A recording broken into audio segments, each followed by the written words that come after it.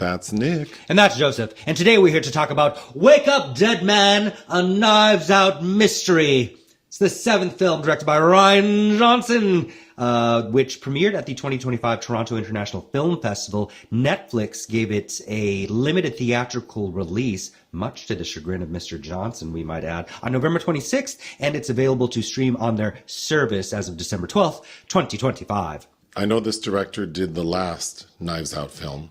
He did the 2 previous, Knives Out and Glass Onion, which we did review, and I believe neither of us liked. The Brothers Bloom, Star Wars Episode 8, The Last Jedi, that was a big one, but I think my heart still belongs to Looper with Bruce Willis and Joseph Gordon-Levitt. I know we reviewed Glass Onion. Yes. I don't remember a single thing. All the better for you.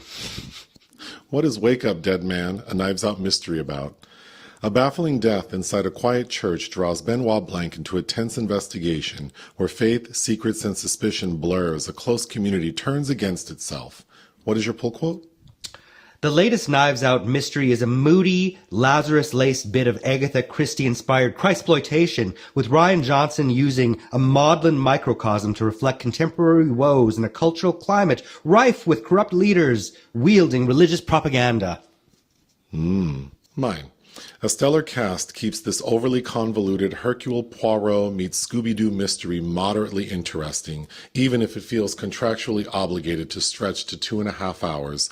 Ideal in-flight viewing from LAX to IAH. Oh, wow, that's very specific of you. You like this movie more than I did. Well, again, I loathed Glass Onion, which I know I'm in the minority, and I still think... You know, I mentioned Christie, and you mentioned her most popular creation, the Belgian, Mr. Poirot. I think this is, I'd much rather see a Knives Out film than any other Kenneth Branagh, Agatha Christie film. Would somebody stop that man? Anyhow, it's clearly heavily influenced by that. And this, you mentioned Scooby-Doo. That is a diegetic reference in this film. What did I like? The cast. I like most of the cast. Well, Josh O'Connor, Daniel Craig, Glenn Close. Yes, all of them deserve high marks. Thomas Hayden Church. Yeah, he's all right. Oh, how could I forget? Josh Brolin. Josh Brolin making a very handsome priest. Well, I was thinking if that church, because ultimately the church we're focused on, the head priest is Josh Brolin, and then the assistant priest is Josh O'Connor. I might go to that church. The Our Lady of Perpetual Fortitude. Yeah, those followers are devoted. Again, I don't recall the last one, but movies like this are often quite detailed. Convoluted. Bloated. Yes. Well, because in a mystery, you need more than a few characters, right? Well, you need 1 or 2 red herrings usually helps. But I just didn't enjoy... Because I knew that in the end we were going to get the Scooby-Doo moment where Daniel Craig's character says, aha, I know who did it. Side note, since he's homosexual, will Rian Johnson, if you're going to continue to do these, can we please have him solve a homosexual mystery? I think that'd be fun. But it really does feel bloated. The inciting incident doesn't happen until the 35-minute mark. Yes. Which is Josh Brolin, Father Wicks, being found dead. Yes, and then we have a whole 2 hours after that to figure out who it was. And it's also jumbled, and it's hard to feel invested because we know it's going to be explained in great detail. The final 30 minutes is a lot of exposition that is not very exciting. I agree. I don't think it's again, with several of Agatha Christie's own novels, the ending is the least fun is to have in the ending. It's almost like we could have just left this abstract and I'd be happy with it. And I think with this film, the last half hour, things feel stale pretty quick. The story. To try to keep it simple, Josh O'Connor plays a priest who is transferred to another church after he got in trouble for beating up another priest. Mm-hmm. So he gets sent to Josh Brolin's church. By Jeffrey Wright. That's right. Mm-hmm. And immediately it's clear that this church operates differently. It's kind of giving First Reformed vibes with Ethan Hawke, the Paul Schrader film. And mainly in the first 35 minutes, we get to know Josh Brolin's character. He's not traditional. He seems quite angry. It's giving Fire and Brimstone, kind of. With Jesus Christ Superstar hair. Yeah, but mixed with like conspiracy theorists. He's just off the wall. And we're told that he has scared off most of his parishioners. In fact, he only has a core group, which we're going to get to shortly. But on Good Friday, while the two Joshes are giving their sermon, Josh Brolin is found dead in a side closet off from like the pulpit. Mm-hmm. So of course it's like, well, who did this? Because everyone's watching Josh O'Connor. So it seems like, well, he couldn't have done it. But then no one else could have done it. Mila Kunis is the police chief. She seems baffled. Geraldine. I thought she was so wrong for this role. I agree. And it's not her fault. I think the character's boring. Yes. But she feels really out of place. The funniest thing is her name. But because she's stumped, she contacts Daniel Craig's Benoit Blank. He shows up. And because I don't remember the previous film, when he started speaking, I was shocked. Oh, yes. Daniel Craig. I didn't realize he's a Southern lady. Oh, yes. His take on a Southern accent is now a thing. He's giving Designing Women. Mm-hmm. But who apparently likes Andrew Lloyd Webber. Right. But he meets Josh O'Connor and immediately can sense that this young man is probably innocent. And so he says, let me help you. Mm-hmm. And thus begins this, 2-hour-long investigation. So who are the key players? You have Glenn Close playing Martha Delacroix, a devout church treasurer who clearly despises Wicks. Mm-hmm.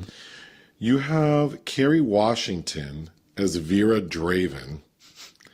She is a lawyer. That's so Draven. Who had recently confronted the church over its finances. Uh-huh. But her connection to the church and why she's so devout is because her father was close friends with Josh Brolin. Which is a real iffy connection. It is. Also, Kerry Washington's dad, we're told when Kerry Washington's character was in law school, so like 20 years prior, her dad comes home one day and says, here's this boy, you need to raise him. It was giving fences. That was so crazy.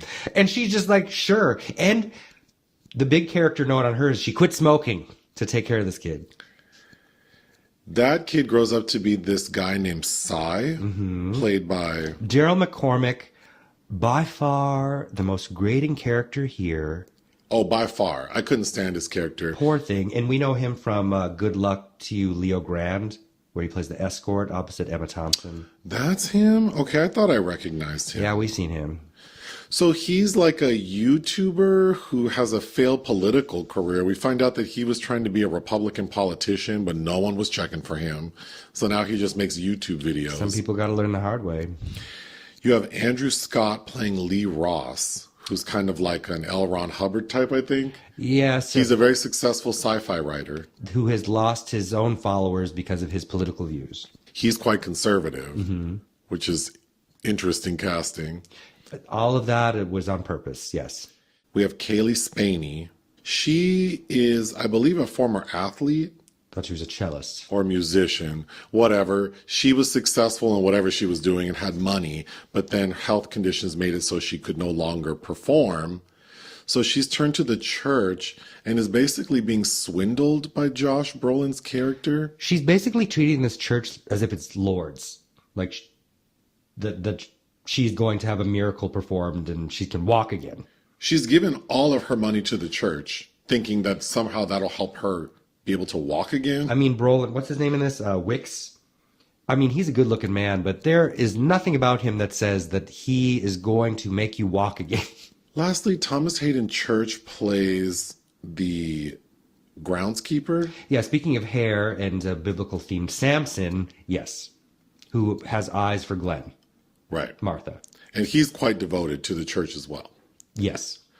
So, of course, as the audience, we see the incident, and so we're pretty confident that Josh O'Connor did not kill Josh Brolin. So who did it?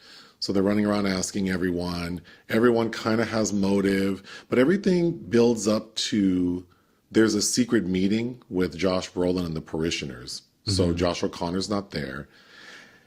And he tells his parishioners, Easter Sunday is my final sermon. I'm shutting shit down and I'm airing all of y'all out. Because he says that none of them are good people and his intention is to destroy them all. He's telling Andrew Scott that his new book is like Idiocracy. And he's going to stop it from having it published. Oh, there was another main supporting character I forgot. Jeremy Renner plays the town doctor. Oh, yes, Dr. Nat. And his side story is that he was married to a woman who he was deeply in love with, but she left him for a more successful man, which has driven him to drink. And Josh Brolin's saying, you're a terrible doctor. You're treating your patients drunk. I'm going to tell everyone on Easter Sunday. Then he just tells Kerry Washington, your father would be ashamed of you. I didn't understand that. Because of what? Also, who's he going to tell? There's nobody goes to this church. And then he tells Kaylee Spaney that she is a faithless woman who will never be healed. And she's like, well, then why'd you take all my money? Well, we know why. He's a charlatan. That scene is actually kind of funny because it's like, this nonsense is about as stupid as it seems. For a budget of $152 million, though, the writing needs to be a little better. I would have guessed it was like closer to 50 million. That scene he should have read them for filth. We should have been howling on the floor about it and then be sad that he was murdered. So after we hear him tell his devotees he's going to air them out during his final sermon, then it becomes clear like probably one of them did it. We also learned the backstory of this church, which is that Josh Brolin's dad got some harlot whore pregnant. And they keep saying harlot whore. Again, would have made a better title. One of several I have ideas for. But yes, harlot whore, a glass knives mystery. Well, since you mentioned that, I hated the title. Wake Up Dead Man. Well, it's because of the Lazarus theme going on. But I thought Hearts Not Diamonds. Shout out to Lauren Bacall. And the fan. Where Michael Biehn is terrorizing her. Easter Ham. I mean, anything would have been better. Why is this coming out in December? So Josh Brolin's dad gets this harlot whore pregnant and decides to just keep her locked up. And the product of that... Well, he keeps her a dangling carrot. He's telling her, like, I'll take care of you, and once I'm gone, you'll have everything. All my riches. But the child they have together is Josh Brolin. Mm-hmm. So his mother is the harlot whore. And we find out that when the dad was ready to die, so he basically kills himself, we're told that he had an immense fortune. Isn't that a sin? So when he dies and the will is read, the harlot whore is like, okay, well, run me my money. Okay, calm down. You are entitled to everything he had. Unfortunately, he doesn't have anything. It's all gone.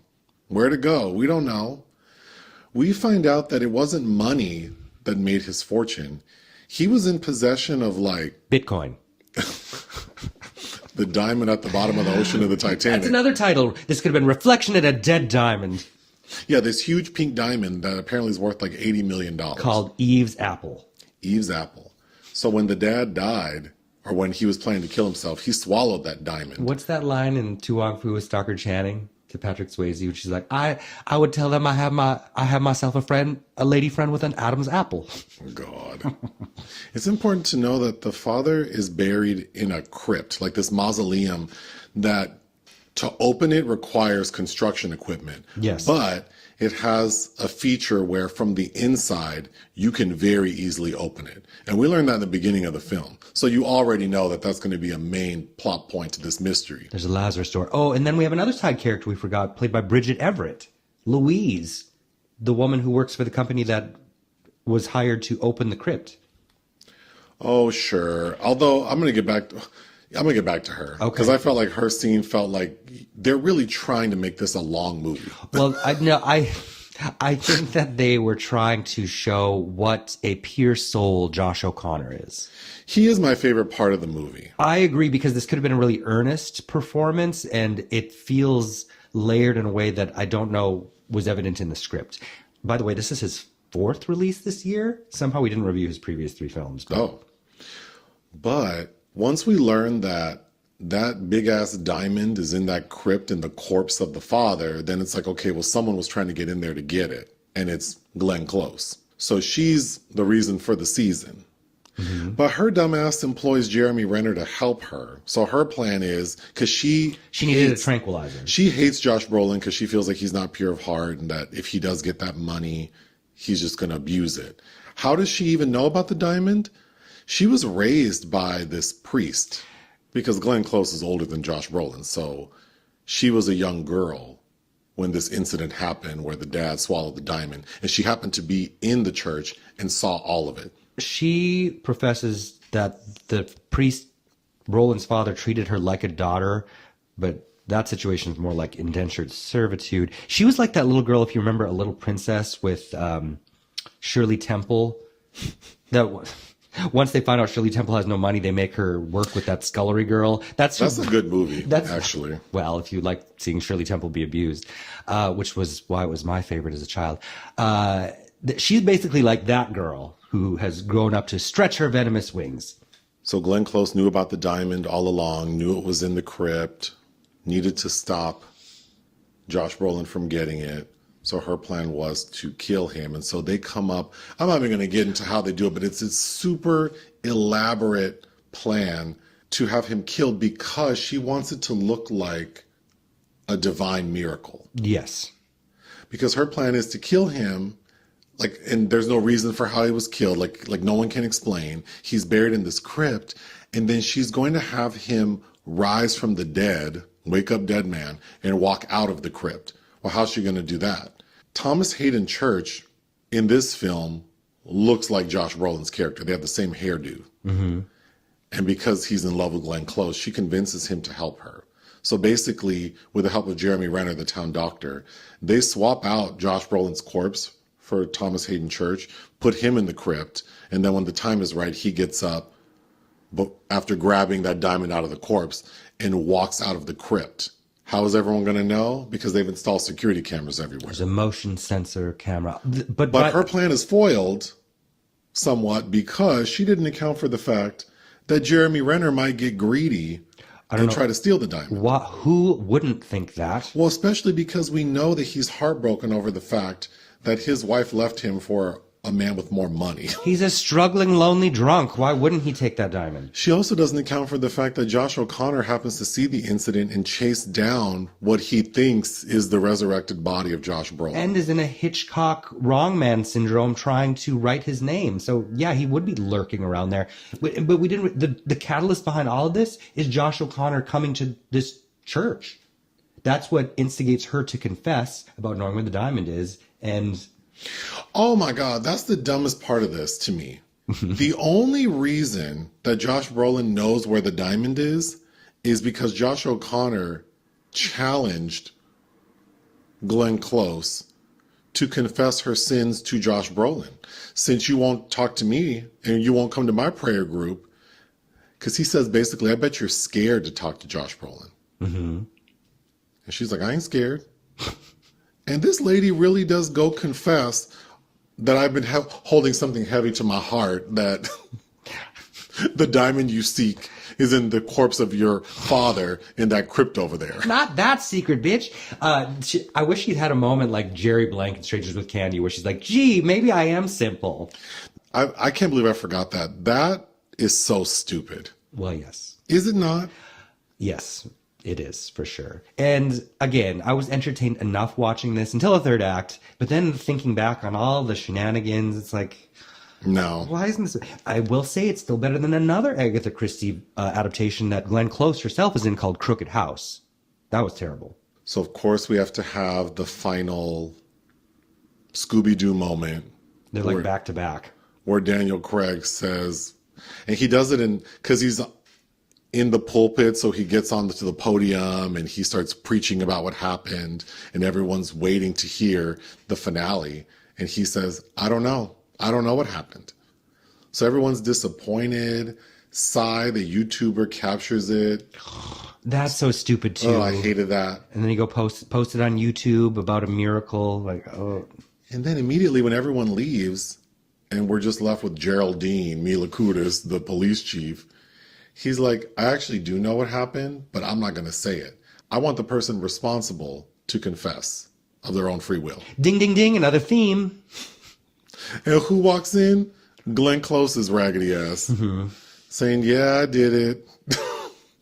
I didn't want Josh Brolin to have the money, and things got out of hand. So here we are. The end. Yes. Well, she has also poisoned herself.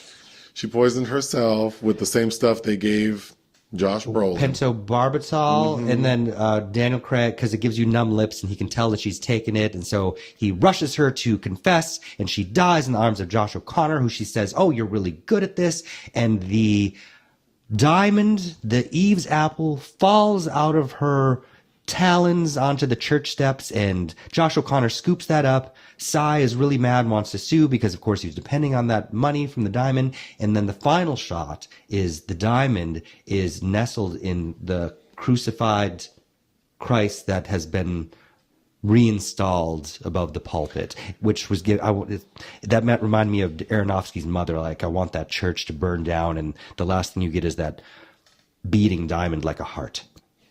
Let me go through my notes. One of the first things we hear Josh O'Connor say when he gets to the new church is that he's young, dumb, and full of Christ. I thought that was funny. There are a couple There chuckles. are funny moments. Another one is immediately we can see that Josh Brolin doesn't like Josh O'Connor and is messing with him. So he's like, well, are you going to take my confession? Of course. So Josh Brolin starts confessing about how he masturbates a lot. And at one point says, the other day I was masturbating thinking about Japanese cat cafes. And then when he's done confessing about how much he masturbates, which he does in more than one scene, the first time he tries to shake Josh O'Connor's hand. And the way he looks at his hand, I thought was very funny. Okay, of course, I like Glenn Close. Yes. And when we first meet her character, it's humorous because she kind of pops up like the boogeyman. Martha. But then after a couple times, it's like her character becomes real sort of dull. It's kind of, she's representative of the film overall. It becomes stale. There's a moment when the crypt is vandalized. Someone has spray painted penises all over it. When Glenn Close sees it, she goes, it's such a shame people painted all those rocket ships on there. Kerry Washington's brother, Cy, who is really not her brother. So she spent all these years raising this asshole, and it turns out that he's the child of the priest she doesn't like.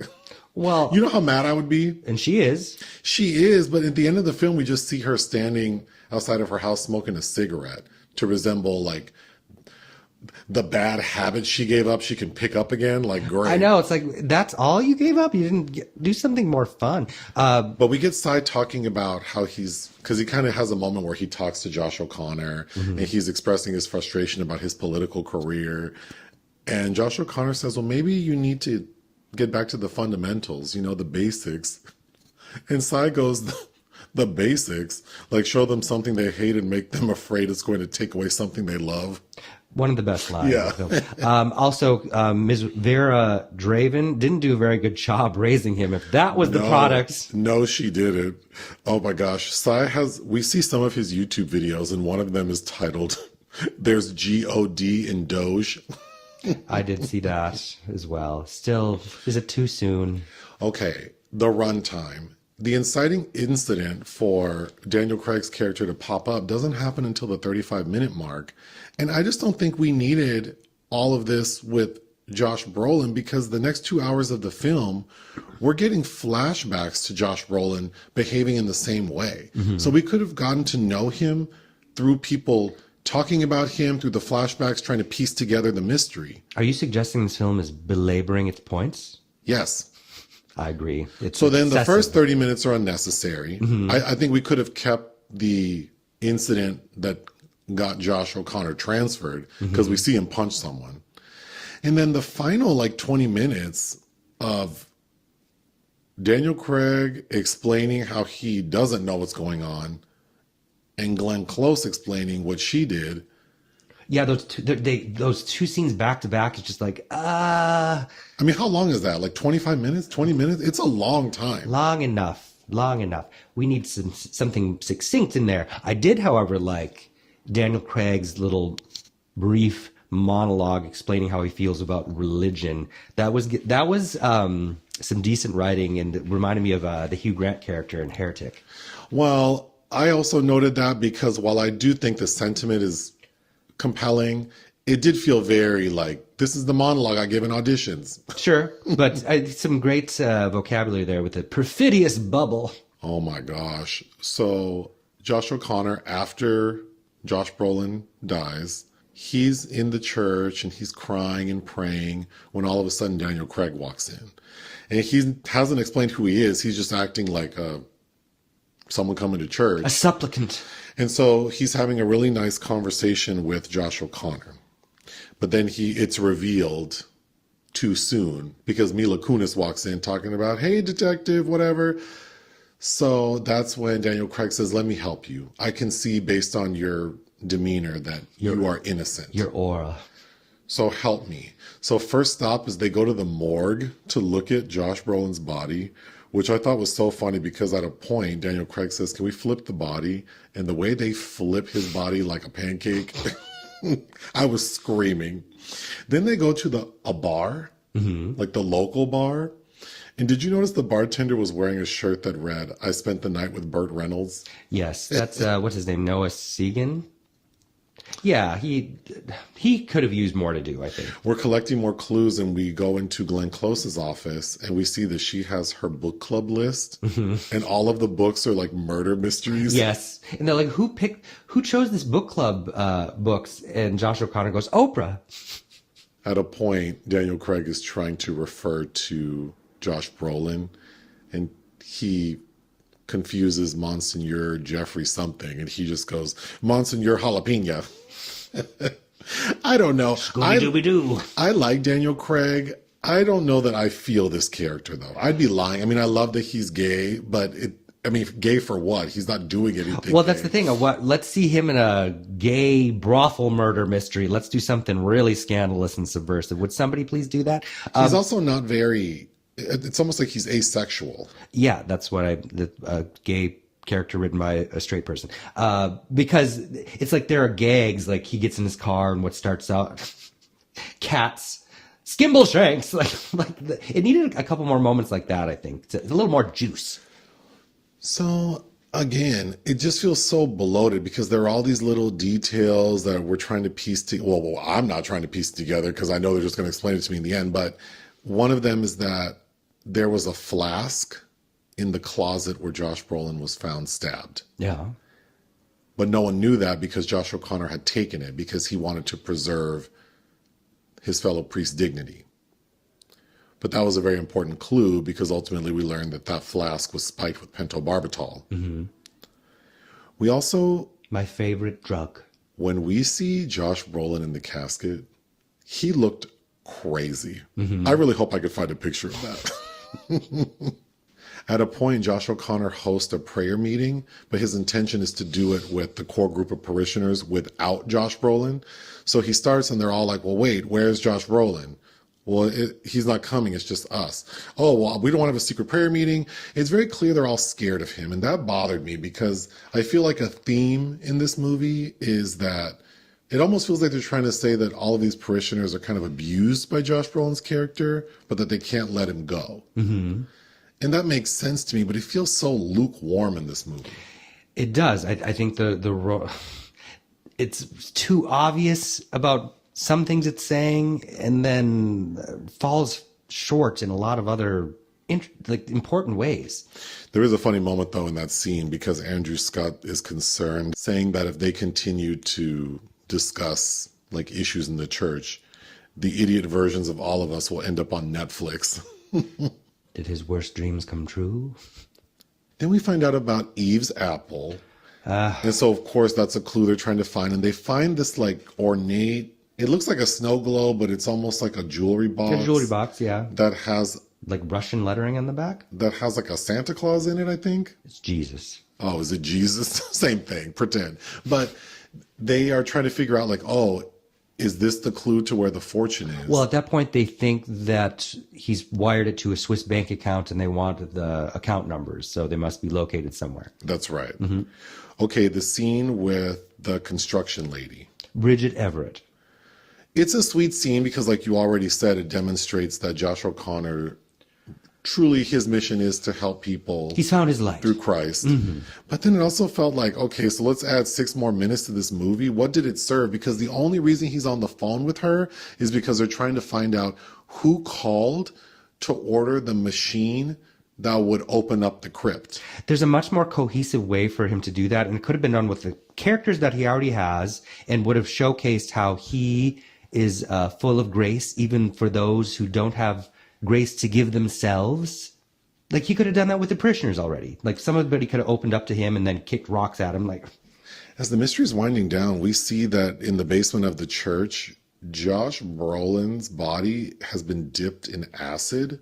And when they drain the acid, Daniel Craig and Josh O'Connor, they see that Jeremy Renner is at the bottom of the tub. And that was Glenn Close trying to dispose of Jeremy Renner's body. Glenn Close is 79. She had to lug Jeremy Renner's big body down. She also says that she witnessed the death of the priest and the whole diamond situation 60 years ago. But she looks like a little girl. Yes. I think she meant to say 70 years ago. You know, Glenn is well enough preserved. Let's give her a decade back.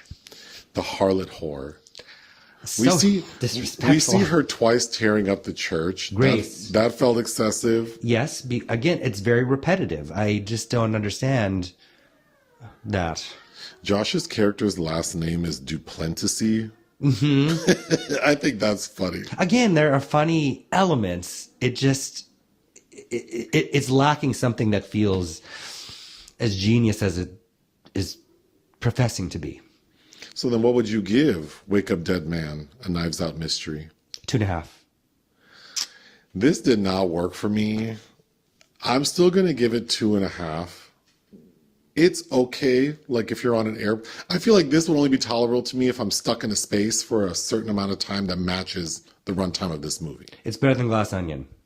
Anything else? No. Join us on Patreon and listen to our podcast. Bye.